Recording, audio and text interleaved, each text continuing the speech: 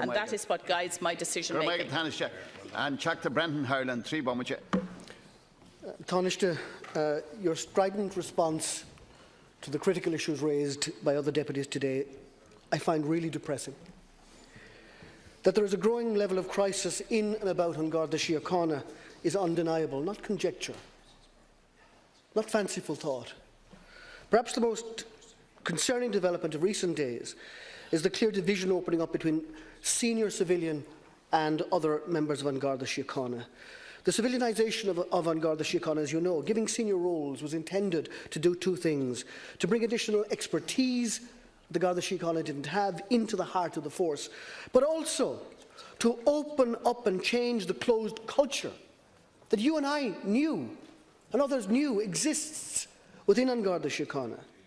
Over the last week, 3 senior civilian officers sharply disagree with the stance of senior Garda officers.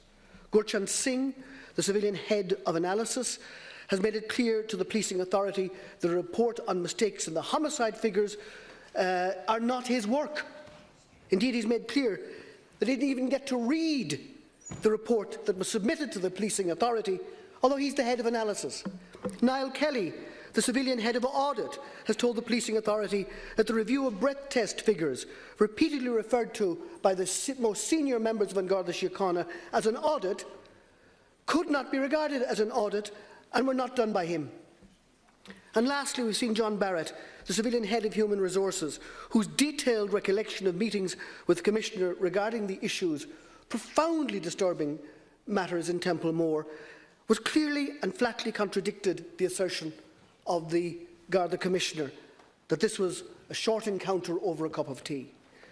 The leadership of Garda Síochána is in crisis management mode, actually more accurately crisis reaction mode. It's staggering from one emergency to another, and it is clear that the ability of Garda Síochána and the leadership to respond effectively to the cascade of crises is bringing this matter to a critical mass right now. I'm trying to use objective and dispassionate language. I don't want to allocate blame, let alone seek to blame all of this on one individual, the Garda Commissioner. Indeed, I hoped when she was appointed that she could bring about the fresh start that the policing service required. But I also want to use objective language, because the law requires you as Minister, Tánaiste, to apply, in this case, an objective test. There's been much talk of whether you have confidence in the Garda Commissioner or not. Barely a day goes by now while either you or one of your colleagues is asked that question and responds. There's been a learned but I think unnecessary intervention from the other side of the House, claiming that it is for you to decide and not this House whether you've lost confidence in the Garda Commissioner. That intervention is unnecessary, I believe, because it misses the essential point.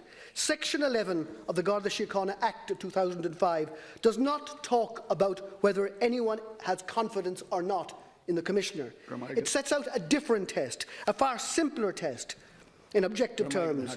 And the simple test is this, is whether the continued ongoing role of Garda Commissioner is in the best interests of the force itself. And my question is a very simple one. Apply that test now. Do you believe the continuation in office of the Commissioner of Garda Síochána is in the best interests of the force? 3 minutes. You raise a number of issues there, Deputy. The first one is in relation to the civilians who work in Garda Síochána. The Government is committed to increasing the number of civilians who hold senior posts in Garda Síochána. I'll come to it. It's absolutely essential that we have increasing civilianisation in Garda Síochána. And it is essential that those civilians have a constructive, positive working relationship with the members of Garda Síochána. I'm absolutely committed to ensuring that there are more civilians. Part of the modernisation and renewal and the change that is needed is to ensure that that happens. I'm very aware of the issues that have emerged in the Public Accounts Committee in relation to the differences between some civilian members, and also indeed in evidence before the police authority. One of the issues you mentioned was in fact addressed at the policing authority's last meeting in relation to one of the examples that you cited. So both of these issues are currently before the policing authority and also before the PAC, because that's where the documentation that Mr Barrett supplied, that's where it was given. So that documentation has to be dealt with, obviously. I'm sure there will be further exploration of it, and you will, the Public Accounts Committee will want to see what other people have to say about that documentation. I understand it's not a minute of the meetings that were held. It's a personal note. It would be very helpful if there was actually a minute of the actual meeting that took place, but no doubt the Public Accounts Committee will examine that. In relation to the Garda Commissioner and the ongoing work that she is doing, she is implementing the recommendations of the Inspectorate's report. There's a whole range of initiatives and changes that have taken place already. I believe it's in the interest of the force that work continues, and that we in this House do everything to ensure that the work continues with the oversight bodies that we have set up. And I believe that that is the way forward, and that is the right thing to do in terms of the public interest, in terms of An Garda Síochána, in terms of morale.